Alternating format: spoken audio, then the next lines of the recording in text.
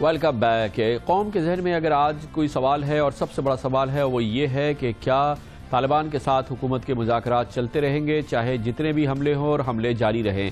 طالبان کی جانب سے بہرحال قوم کو جواب دے دیا گیا ہے کہ وہ حملے نہیں روکیں گے۔ آج بھی اس سلسلے میں بالکل دو ٹوک بیان آیا ہے طالبان کی جانب سے۔ ان کے ترجمان جناب شاہد اللہ شاہد نے تحریری بیان میں کہا ہے کہ طالبان حملے جاری رکھیں گے اور اس حوالے سے اب اپنے دفاع کا حق اپنے پاس رکھتے ہیں۔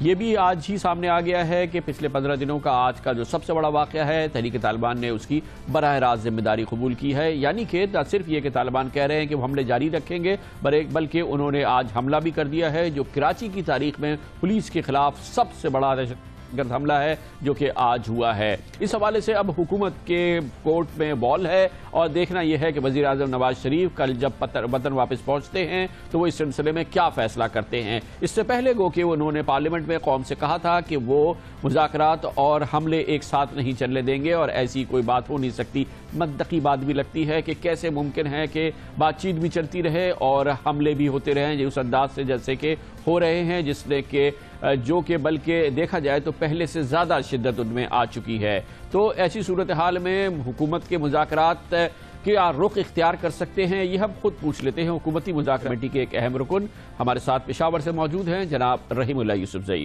بہت بہت شکریہ رحیم اللہ یوسف زئی صاحب۔ یہ بتائیے گا کہ یہ مذاکرات شروع ہو گئے مگر اس کے بعد جو حملے ہیں ان میں بلکہ اضافہ ہوا ہے۔ آج کراچی میں ایک بہت بڑا دہشت گرد حملہ ہوا ہے جو کہ کراچی کی تاریخ کا سب سے بڑا حملہ ہے۔ یہ جو حملے ہو رہے ہیں پوری تندہی سے اور پھر تحریک طالبان نے آج ذمہ داری بھی قبول کی ہے، یہ کیا آپ لوگوں کے لیے غیر متوقع بات ہے؟ آج کراچی میں حملہ ہوا اس کی ذمہ داری تحریک طالبان پاکستان نے قبول کر لی ہے اور یہ ہمارے لیے واقعی ایک بڑی مشکل صورتحال ہے، کیونکہ ایک تو اب طالبان اگر اس طرح کے حملے بھی کریں گے، ذمہ داری بھی قبول کریں گے تو پھر وہ سازگار حالات پیدا نہیں ہوں گے جو اس بات چیت کی کامیابی کے لیے ضروری ہیں۔ اور دیکھیں جو ابتدا سے جب ہماری پہلی ملاقات ہوئی طالبان کی سیاسی یا مذاکراتی کمیٹی سے، اس میں جو 5 نکات حکومت کی کمیٹی نے دیے اس میں یہ بڑی ایک اہم بات تھی، ایک اہم نقطہ تھا کہ یہ جو کارروائیاں ہیں اس کو روک دیا جائے تاکہ حالات بہتر ہوں اور مذاکرات ہو سکیں۔ اور ہم نے سیز فائر کا لفظ استعمال نہیں کیا لیکن ہم نے کہا کہ یہ کارروائیاں، یہ حملے، یہ بم دھماکے، یہ ہمارا مطلب تھا۔ تو ہمارا خیال یہ تھا کہ اگر طالبان حملے نہیں کریں گے تو ان کے خلاف فوج جوابی کارروائی نہیں کرے گی، اور اس نقطے کے اوپر یہ جو ہمارے 5 نکات تھے اس کے اوپر طالبان کی مذاکراتی کمیٹی نے کوئی اعتراض نہیں کیا تھا۔ اور پھر یہی نکات جو ہمارے ہیں 5 نکات یہ طالبان کی مذاکراتی کمیٹی نے شمالی وزیرستان میں طالبان کی شورا تک پہنچائے اور انہوں نے بھی اس کے اوپر کوئی بڑا اعتراض نہیں کیا۔ تو میرے خیال میں اس کے باوجود اس طرح کے حملے ہوں، اس کی ذمہ داری قبول کی جائے تو اس سے کافی شکوک و شبہات پیدا ہوں گے اور رائے عامہ جو ہے جو میرے خیال میں کافی حد تک مذاکرات کی حامی تھی تو اس میں بھی تبدیلی آ سکتی ہے۔ اچھا، فی الحال فیصلہ یہی ہے کہ حملے چل رہے ہیں جیسے کہ چل رہے ہیں پہلے روز سے اور آج بہت بڑا حملہ ہوا ہے، فی الحال فیصلہ یہی ہے کہ حملے جاری رہیں، مذاکرات بھی جاری رہیں۔ دیکھیں اگر جنگ بندی نہیں ہوئی، یہی دلیل طالبان دے رہے ہیں کہ فی الحال کوئی جو ہے سیز فائر کا اعلان نہیں ہوا، تو اگر آپ نے مذاکرات کرنے ہیں حکومت نے یا طالبان نے، تو اگر آپ کی نیت مذاکرات کی ہے، اس کی کامیابی کے لیے آپ کوشش کر رہے ہیں، اگر آپ سمجھتے ہیں کہ مذاکرات اس مسئلے کا حل ہے تو پھر تو چاہیے کہ اسی نیت کے ساتھ آپ آگے بڑھیں۔ اگر حملے ہوں گے اس کا مطلب یہ ہے کہ شاید آپ لوگ اتنے سنجیدہ نہیں ہیں مذاکرات میں، یا پھر یہ ہے کہ آپ چاہتے ہیں کہ آپ کی شرائط کے اوپر کوئی فائر بندی کی جائے، تو یہ اس سے کافی شکوک و شبہات پیدا ہوتے ہیں۔ اور میرے خیال میں ہم تو چاہیں گے کہ پہلے یہ حملے رکیں اور پھر بات چیت جو ہے وہ کی جائے سنجیدہ طریقے سے اور اخلاص سے، اور ایک دوسرے کی بات سننی چاہیے۔ جو 5 ہم نے اصول طے کیے تھے ان کے مطابق بات چیت ہونی چاہیے، اور یہ حملے رکنے چاہیے. اگر طالبان نہیں کر رہے تو پھر کون کر رہا ہے؟ ان کی نشاندہی ہونی چاہیے، اور چاہیے کہ دونوں فریق جو مذاکرات کر رہے ہیں وہ ان لوگوں کا ہاتھ روکیں جو ایسے حملے کر رہے ہیں، کیونکہ جو حملے کر رہے ہیں مذاکرات کے حق میں نہیں ہیں. اچھا رحیم اللہ صاحب، یہ 16 دن کا جو ایکسپیرینس ہے آپ لوگوں کا، جب سے مذاکرات کی بات شروع ہوئی ہے، پھر فارملائز، پھر بات چیت، اور پھر سارے جو کمیونیکیشن ہوئی ہے، یہ 16 دن کا ایکسپیرینس، اور 16 دن کے اندر 16 بڑے حملے ہوئے ہیں. پشاور میں 9 حملے ہوئے ہیں اس دوران. آپ کی حکومت میں آپ کہیں یہ سوچ دیکھتے ہیں کہ اگر اسی طرح سے یہ سب کچھ ہو رہا ہے اور جو تحفظ کی سچویشن وہ پہلے سے زیادہ خراب ہو گئی ہے مذاکرات سے پہلے، تو ان مذاکرات کا فائدہ کیا؟ آپ کہیں حکومت میں اس سوچ کو دیکھتے ہیں؟ دیکھیں، میرے خیال میں شاید ابھی وہ وقت نہیں آیا، شاید اس طرح کا فیصلہ جلدی میں نہیں ہوگا. میرے خیال میں حکومت آخری حد تک جائے گی، کوشش کرے گی کہ مذاکرات کو کامیاب بنایا جائے. اور میں سمجھتا ہوں کہ دیکھیں، ابھی تو صحیح طریقے سے مذاکرات شروع بھی نہیں ہوئے، صرف 2 دور ہوئے ہیں، اور وہ بھی مذاکرات جو ہوئے ہیں وہ 2 کمیٹیوں کے درمیان ہوئے ہیں، حکومت کی 4 رکنی کمیٹی اور طالبان کی مذاکراتی 3 رکنی کمیٹی. اور براہ راست مذاکرات حکومت کی کمیٹی اور طالبان کی شورا کے درمیان نہیں ہوئے جو ہماری خواہش ہے. اور طالبان کی مذاکراتی کمیٹی کی جو خواہش تھی کہ وزیر اعظم اور فوج کے جو کمانڈرز ہیں ان سے ملا جائے، وہ ملاقات بھی اب نہیں ہوئی. اور میرے خیال میں اس میں بھی کافی مرحلے ہیں، اور اب بھی اگر ہم کوشش کریں تو حالات بہتر ہو سکتے ہیں، لیکن اس کے لیے بڑی شرط یہ ہے کہ حملے روکے جائیں. اور میرے خیال میں حکومت شاید صبر سے کام لے گی اور کوشش کرے گی کہ وہ مذاکرات کو آگے بڑھائے.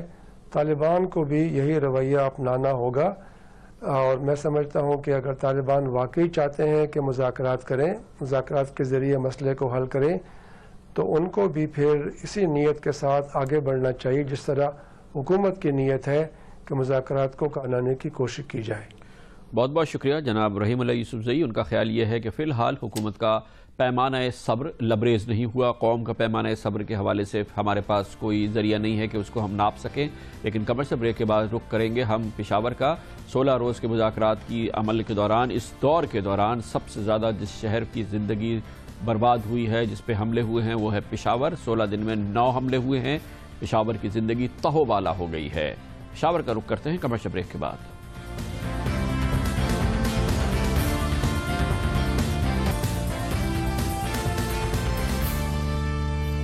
Welcome back. وزیر اعظم نواز شریف نے 29 جنوری کو طالبان کے ساتھ مذاکرات کا باضابطہ اعلان کیا تھا. اس کے بعد کمیٹیز بنی اور روابط کا سلسلہ شروع ہو گیا. 16 دن ہیں، اور 16 دن کی اہمیت یہ ہے کہ صرف صوبہ خیبر پختونخوا میں ان 16 دنوں میں 16 دہشت گرد حملے ہوئے ہیں.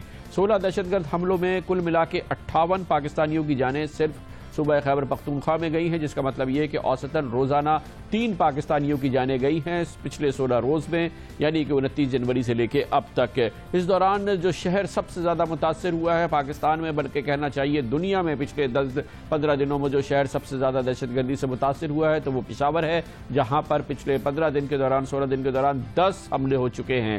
ان 10 حملوں میں صرف پشاور شہر میں 48 لوگوں کی جانیں گئی ہیں، اور پشاور شہر کا ہر بڑا علاقہ اس سے متاثر ہوا ہے. اس طرح سے جو واقعات ہوئے ہیں اس کی وجہ سے پشاور کی زندگی، پشاور کے عام آدمی کی زندگی تہوبالا ہو گئی ہے. لوگ شدید خوف و ہراس میں مبتلا ہیں، کیونکہ پچھلے 10 روز کے دوران پشاور کے بڑے بڑے علاقوں میں بم دھماکے ہوتے رہے ہیں یا دہشت گردی کی کارروائیاں ہوتی رہی ہیں.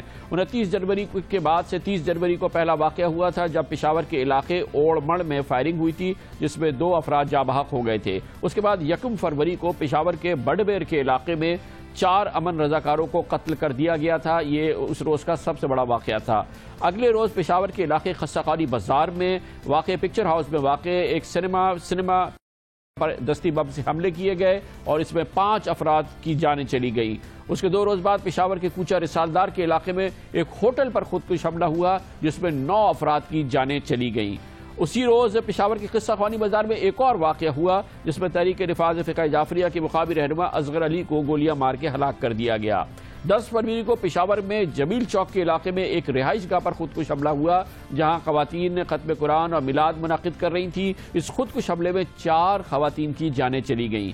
उसी रोज़ पेशावर के इलाके किस्सा खानी में फिर एक फायरिंग का वाक़या हुआ, जिसमें अमेरिकन काउंसलेट के एक पाकिस्तानी मुलाजिम को गोलियां मार के हलाक कर दिया गया। अगले रोज़ यानी 11 फरवरी को पेशावर के इलाके बादशाह खान चौक पे शमा सिनेमा में दस्ती बमों से हमला किया गया उन लोगों पर जो कि वहाँ पे मूवीज़ देख रहे थे। इसमें 14 अफराद की जान चली गई। बादशाह खान चौक पे प्रिंस सिनेमा पर दस्ती बमों से हमला किया गया था। उसके अगले रोज़ यानी कि पेशावर में सर सैयद टाउन में फायरिंग हुई थी, जिसमें एक शख्स को घात लगा के हलाक दिया गया था। और 12 फरवरी को पेशावर के नवाही इलाके माशुकेल में अमन कमेटी के रुकन के घर पर और हुजरे पर हमला हुआ था और कल इस वाक़े में 9 अफराद की जानें चली गई थी। पेशावर के मुख्तलिफ इलाके निशाना बने हैं दहशतगर्दी के वाक़यात के और 10 वाक़यात हुए हैं पिछले 16 रोज़ के दौरान। पेशावर की जिंदगी बुरी तरह से तहोबाला है और इसी दौरान पेशावर का सबसे बड़ा अस्पताल लेडी रीडिंग हॉस्पिटल वो हॉस्पिटल बन गया है जो पिछले 16 दिन से तो तकरीबन मुसलसल इमरजेंसी की फिजा में है। ये वो अस्पताल है,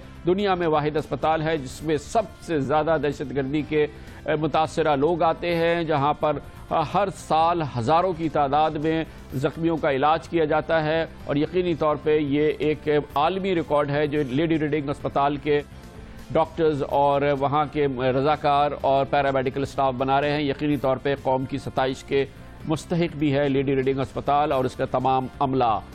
इस पूरी सूरत हाल में ख़ास तौर पर पिछले 16 दिन में पेशावर की ज़िंदगी पे क्या असर हुआ है, पेशावर वालों से भी पूछते हैं। मगर पहले पेशावर के एक सीनियर सिटीज़न और एक मारूफ शख्सियत हमारे साथ हैं, पेशावर यूनिवर्सिटी के साबिक़ वाइस चांसलर जनाब प्रोफेसर अज़मत हयात। प्रोफेसर साहब बताइएगा, 16 मुसलसल पेशावर में वाक़यात हो रहे हैं, लेकिन पिछले 16 रोज़ में 10 ऐसे हैं वाक़यात दहशतगर्दी के जो सिर्फ पेशावर के अंदर हुए हैं। कितना मुतासर हुआ है आपका शहर और कैसे लोगों की ज़िंदगी गुजर रही है, ये शब रोज़ कैसे गुजार रहे हैं? बात ये कि ये हमले तकरीबन ये 3-4 हमले एक ही गांव में हुए, एक ही इलाके में हुए। लोगों में बहुत खौफ व हरास है। रोज़गार ज़िंदगी में इतना किसी पे असर नहीं पड़ा, मगर जो पैसे वाले लोग हैं वो पेशावर छोड़ रहे हैं। और बाकी तो ये कि सब यही कह रहे हैं कि हमारा मुल्क है, हमारी ज़िंदगी इधर, हमने यहाँ रहना है, जो भी हो। तो ये कि मौत से तो कोई भाग नहीं सकता, मगर ये कि गवर्नमेंट से लोग बहुत खफा हैं, नाराज़ हैं कि इनकी ना कोई पॉलिसी है ना कोई हमदर्दी है। पहले अगर कोई वाक़या हो जाता था, हालांकि ANP की गवर्नमेंट लोगों को इतनी पसंद नहीं थी, मगर फिर भी उनके वज़रा पहुँच जाते थे। तो अब तो ये कि इनके वज़ीर भी इतने वो एफिशिएंट नहीं है कि पहुँच जाए, ना कोई ऐसे प्लान बनाए इन्होंने, और ये बहुत बड़े पैमाने पे ये हमले हुए हैं। अच्छा, ये बताइएगा कि ये जब इस वक्त का जो पस मंज़र है कि मुज़ाकरात हो रहे हैं, मुज़ाकरात की इब्तिदा भी हुई है और ये भी कहा गया कि ये इब्तिदा भी अच्छी हुई है, ये बताइएगा कि इस दौरान जो सबसे ज़्यादा हमले हुए वो पेशावर शहर में हो रहे हैं, ये पेशावर क्यों मरकज़ बन रहा है इन हमलों का? असल में तालिबान में तो बहुत से ग्रुप्स हैं, ये इनका तो कोई ऐसी सियासी एक प्लेटफॉर्म नहीं है। तो ये मुख्तलिफ ग्रुप्स हैं, हर एक इलाके के अपने अपने मसाइल हैं, तालिबान के भी और उनके मकामी लोगों के दरमियान भी। तो कोई ऐसी यूनिफाइड कमांड या प्लेटफॉर्म नहीं है इनका।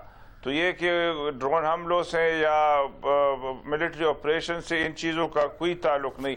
ये एक ऐसे मसला है कि जिसको समझना बहुत मुश्किल है। बहुत बहुत शुक्रिया प्रोफेसर अज़मत हयात, साबिक़ वाइस चांसलर पेशावर यूनिवर्सिटी हमारे साथ है। पेशावर के एक आम बासी से भी पूछते हैं, इसके लिए हमारे कॉरेस्पॉन्डेंट उमैर यासिर किस्सा खानी बाज़ार भी गए और प्रिंस सिनेमा के करीब बादशाह खान चौक पे भी गए जहाँ पर ये वाक़यात हुए थे।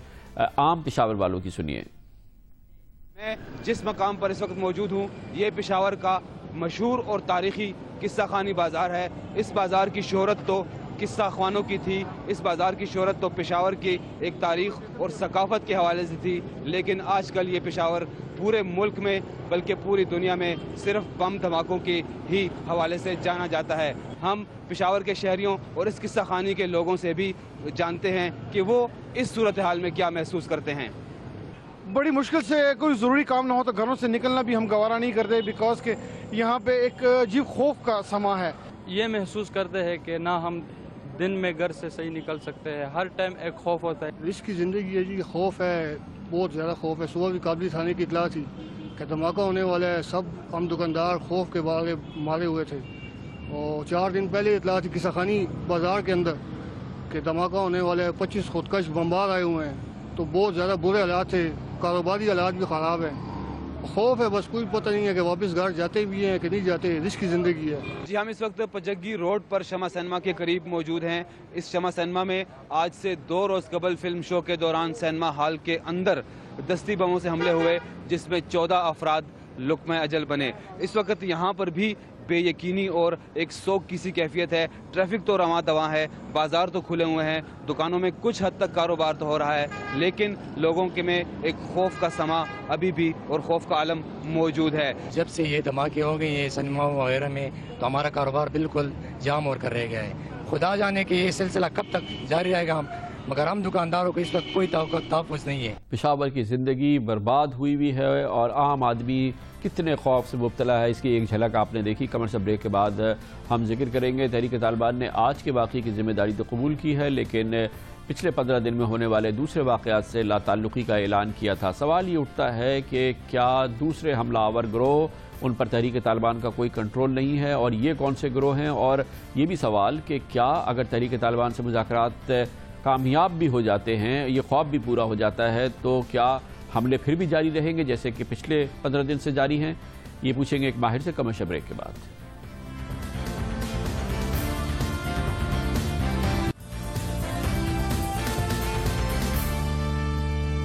Welcome back. گزشتہ 16 دن کے دوران تقریباً 22 دہشت گردی کے واقعات ہوئے ہیں پورے پاکستان میں, جن کا تعلق قبائلی علاقوں سے بتایا جا سکتا ہے.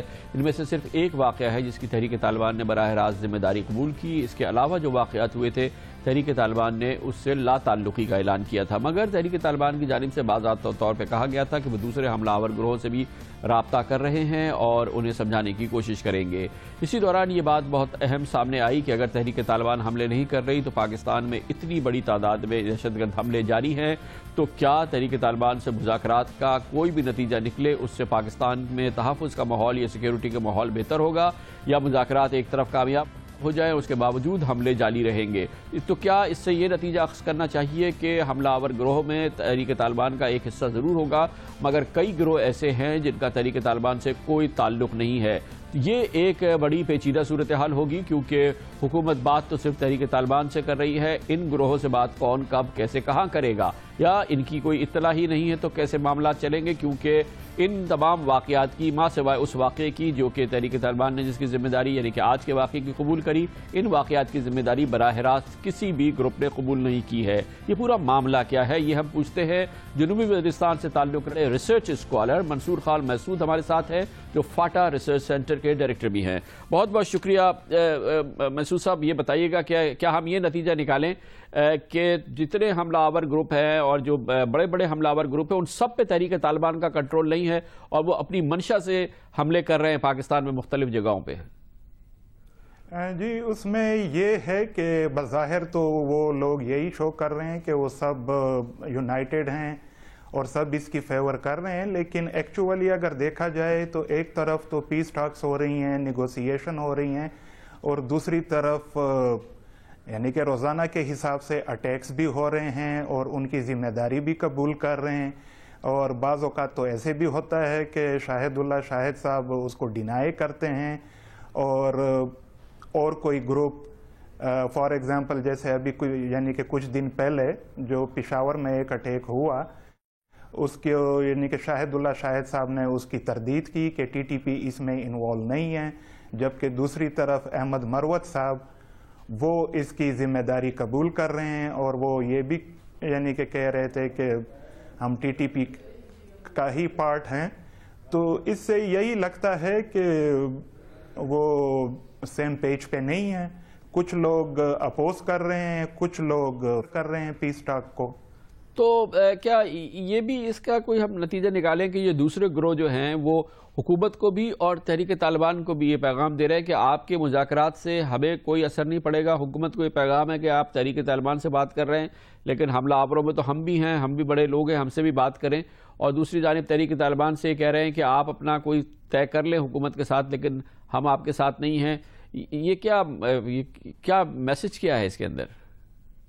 یہ تو خیر بہت مشکل ہے کہ اب یعنی کہ یہ کہیں کہ حملہ آوروں کی کمانڈ کس کے پاس ہے یا ٹی ٹی پی کو کوئی میسج ہے، لیکن جو مجھے سمجھ آ رہا ہے وہ یہی ہے کہ کچھ گروپس جو کہ اس چیز سے خوش نہیں ہیں اور وہ یہ پیغام دے رہے ہیں کہ آلدو اگر گورنمنٹ اور ان کے بیچ میں کوئی پیس ٹاکس ہو بھی جاتی ہیں، سکسیسفل بھی ہوتی ہیں، تو یہ جو پرابلم ہے یہ ختم نہیں ہونی، کیونکہ جو اپوز کر رہے ہیں وہ اپنی ایکٹیویٹیز جاری ہی رکھیں گے۔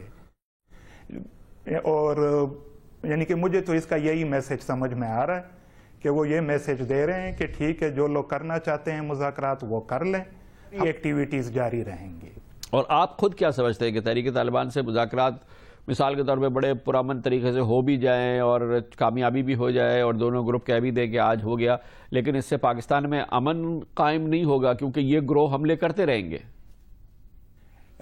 یہ تو ابھی جیسے جو سچویشن بنی ہے تو اس سے تو یہی لگتا ہے کہ اگر یہ پیس ٹاکس کامیاب بھی ہو جائیں تو ایسے گروپس، ایسے ایلیمنٹس ہیں جو کہ اپنی ایکٹیویٹیز اور اپنی کارروائیاں جاری رکھیں گے، اور جو لا اینڈ آرڈر کی سچویشن ہے تو اس میں کچھ زیادہ بہتری کے امکانات یعنی کہ نظر نہیں آتے۔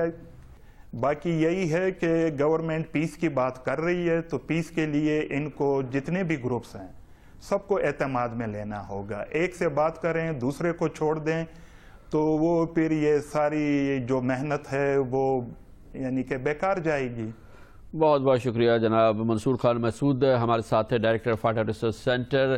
معاملہ بہت آگے تک کا ہے، یعنی کہ طالبان کے ساتھ آپ مذاکرات کر رہے ہیں اور اگر یہ کامیاب بھی ہو جاتے ہیں تو وہ دوسرے گروہ جو حملے کر رہے ہیں، جنہوں نے پچھلے 16 دن میں حملے کیے ہیں، ان کے ساتھ بات کب کریں گے، اور کیا آج حکومت کی پالیسی یہ ہے کہ تمام حملہ آور گروہوں سے مذاکراتی حل ڈھونڈا جائے گا، اور پھر اس کے لیے تحریک طالبان کے علاوہ کئی اور گروہ ہیں جو کہ کھڑے ہوئے ہیں، جو کہ حملے کرتے ہیں اور ان کی اپنی اپنی شناخت ہے، اور صرف یہ معاملہ حملہ آوروں کا صرف قبائلی علاقوں تک یا خیبر پختونخوا تک نہیں ہے، پاکستان کے دوسرے علاقوں میں بھی دہشت گرد گروہ ہیں جو کہ کام کر رہے ہیں۔ اب سے تھوڑی دیر پہلے خبر آئی ہے کہ بلوچستان میں تربت کے ڈپٹی کمشنر کو اغوا کر لیا گیا ہے، اور یہ اسی قسم کا واقعہ ہے جن کے بارے میں بتایا جاتا ہے کہ ان کے ناطے دہشت گردوں سے جڑے ہوئے ہیں۔ کراچی میں بھی ایسے گروپ ہیں جو کہ حملے کرتے ہیں اور براہ راست مسلح جتھے چلاتے ہیں، بھتے لیتے ہیں، کارروائیاں کرتی ہیں، تو کیا ان کے ساتھ بھی مذاکراتی حل ڈھونڈنا ہے؟